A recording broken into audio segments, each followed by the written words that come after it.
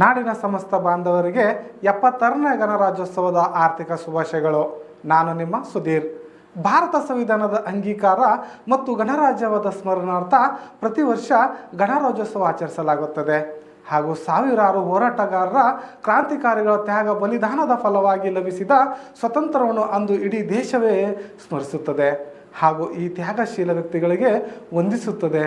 ಅದೇ ರೀತಿ ಜನವರಿ 26ರಂದು ಭಾರತ ತನ್ನದೇ ಸ್ವತಃ ಸಂವಿಧಾನವನ್ನು ಹೊಂದಿ ಗಣರಾಜ್ಯವಾದ ನೆನಪಿನಲ್ಲಿ ಗಣರಾಜ್ಯೋತ್ಸವವನ್ನು ಆಚರಿಸಲಾಗುತ್ತದೆ. ಎರಡು ಸಂದರ್ಭಗಳಲ್ಲಿ ಭಾರತದ ತ್ರಿವರ್ಣ ಧ್ವಜವನ್ನು ಹಾರಿಸಲಾಗುತ್ತದೆ. ಆದರೆ ಆಗಸ್ಟ್ 15ಕ್ಕೆ ಧ್ವಜ ಹಾರಿಸುವ ರೀತಿ ಹಾಗೂ ಅದರ ಹಿಂದಿರುವ ಉದ್ದೇಶ ಮತ್ತು ಜನವರಿ 26ಕ್ಕೆ ಹಾರಿಸುವ ರೀತಿ ಹಾಗೂ ಉದ್ದೇಶ ಬೇರೆ ಬೇರೆ ರೀತಿ ಆಗಿರುತ್ತದೆ. ಆಗಸ್ಟ್ 15ಕ್ಕೆ ಧ್ವಜ ಹಾರಿಸುವ ರೀತಿ ಸ್ವತಂತ್ರ ಬಂದಾಗನಿಂದ ಇಲ್ಲಿಯವರೆಗೂ ಆಗಸ್ಟ್ 15ರಂದು ಇಡೀ ದೇಶಾದ್ಯಂತ ಎಲ್ಲೆಡೆ ಧ್ವಜಾರೋಹಣಗಳು ನಡೆಯುತ್ತಿವೆ. ಮುಖ್ಯವಾಗಿ ಪ್ರತಿ ಆಗಸ್ಟ್ 15ರಂದು ದೆಹಲಿಯ ಕೆಂಪು ಕೋಟೆ ಮೇಲೆ ಪ್ರಧಾನಮಂತ್ರಿಯವರು ಧ್ವಜವನ್ನು ಹಾರಿಸುತ್ತಾರೆ. ಇದನ್ನು ಧ್ವಜಾರೋಹಣ ಎಂದು ಕರೆಯಲಾಗುತ್ತದೆ. ಈ ಸಂದರ್ಭದಲ್ಲಿ ಧ್ವಜಸ್ತಂಭದ ಕೆಳಭಾಗದಿಂದ ಧ್ವಜವನ್ನು ಮೇಲೆ ಕೈದು ಆ ನಂತರ ಧ್ವಜ ಹಾರಿಸಲಾಗುತ್ತದೆ. ಹಾಗಾಗಿ ಈ ಪ್ರಕ್ರಿಯೆಯನ್ನು ಧ್ವಜಾರೋಹಣ ಎಂದು ಕರೆಯಲಾಗುತ್ತದೆ. ಈ ದಿನ ಸದರಿ ಪ್ರಧಾನಮಂತ್ರಿಯವರು ಧ್ವಜವನ್ನು ಹಾರಿಸುತ್ತಾರೆ. ಆಗಸ್ಟ್ 15ರಂದು ಧ್ವಜಸ್ತಂಭದ ಕೆಳಭಾಗದಿಂದ ಮೇಲಕ್ಕೇರಿಸಿದ ಧ್ವಜಾರೋಹಣ ಮಾಡುವುದರ ಹಿಂದೆ ಒಂದು ಘನವಾದ ಉದ್ದೇಶವಿದೆ. ಈ ಉದ್ದೇಶದ ಹಿಂದಿರುವ ಸ್ವತಂತ್ರಕ್ಕಾಗಿ ಅತಿ ತ್ಯಾಗ ಬಲಿದಾನವನ್ನು ದೇಶದ ಜನ ಸ್ಮರಿಸಿಕೊಳ್ಳಲಿ ಎನ್ನುವುದು. ಆದರೆ ಎಷ್ಟೋ ಜನರಿಗೆ ಈ ಧ್ವಜದ ಪ್ರಕ್ರಿಯೆಯನ್ನು ಗೊತ್ತಿಲ್ಲ. ಆದರೆ ಇಂದಿನ ಉದ್ದೇಶವೂ ತಿಳಿದಿಲ್ಲ. ಸ್ತಂಭದ ಕೆಳಭಾಗದಿಂದ ಧ್ವಜ ಮೇಲಕ್ಕೆ ಹೋಗುವುದು ಹೊಸ ದೇಶದ ಉದಯದ ಸಂಕೇತ. ಧ್ವಜ ಮೇಲಕ್ಕೇರಿ ಸ್ವಚ್ಛಂದವಾಗಿ ಹರಡುವುದಕ್ಕೆ ಅಂದಿನ ಹೋರಾಟಗಾರರ ದೇಶಭಕ್ತಿ ದೇಶವನ್ನು ಬಂಧಮುಕ್ತ ಮಾಡಬೇಕೆಂದು ಅದರ ಛಲ ಕಾರಣ ಎಂಬುದು. ಅಷ್ಟೇ ಅಲ್ಲದೆ ಹೊಸತುಶಾಹಿ ಆಡಳಿತದ ಮುಕ್ತಿಯನ್ನು ಈ ಪ್ರಕ್ರಿಯೆಯನ್ನು ಸೂಚಿಸುತ್ತದೆ. ಆಗಸ್ಟ್ 15ರಂದು ಈ ರೀತಿ ಧ್ವಜಾರೋಹಣ ಹಾರಿಸುವ ಪದ್ಧತಿ. ಆದರೆ ಜನವರಿ 26ಕ್ಕೆ ಧ್ವಜ ಹಾರಿಸುವ ಬಗೆ ಬೇರೆಯೇ ಇದೆ.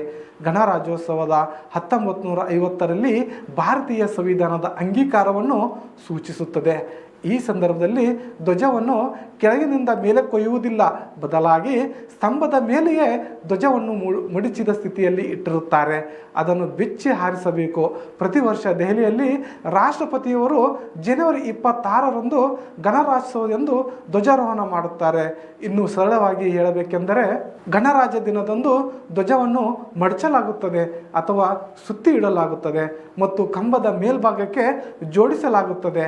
ನಂತರ ಅದನ್ನು ಅಧ್ಯಕ್ಷರನ್ನು ಅನಾವರಣಗೊಳಿಸುತ್ತಾರೆ, ಆರೋಹಣ ಮಾಡುವುದಿಲ್ಲ.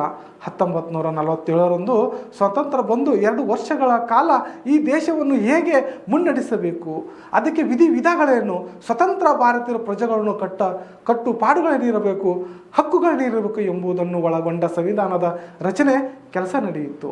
ಈ ಅವಧಿಯಲ್ಲಿ ನಾವು ಸ್ವತಂತ್ರ ಆಡಳಿತವನ್ನು ಹೊಂದಿದ್ದರು. British cabinet ಭಾಗವಾಗಿದ್ದೆವು.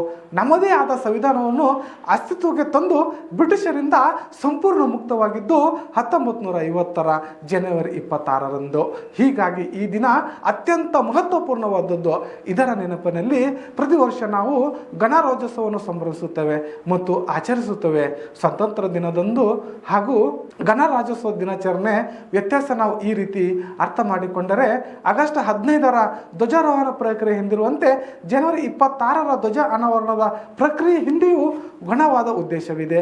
ಸ್ತಂಭದ ಮೇಲ್ಭಾಗದಲ್ಲಿ ಕಟ್ಟಿರುವ ಧ್ವಜವನ್ನು ಅನಾವರಣಗೊಳಿಸುವ ಪ್ರಕ್ರಿಯೆ ಹಿಂದಿರುವ ಉದ್ದೇಶವೇನೆಂದರೆ ವಸಾಹತುಶಾಹಿ ಆಳ್ವಿಕೆಯಿಂದ ಸಾರ್ವಭೌಮ ಪ್ರಜಾಪ್ರಭುತ್ವಕ್ಕೆ ದೇಶ ಪರಿವರ್ತನೆ ಹೊಂದಿದ್ದು ಪ್ರದರ್ಶಿಸುವುದು.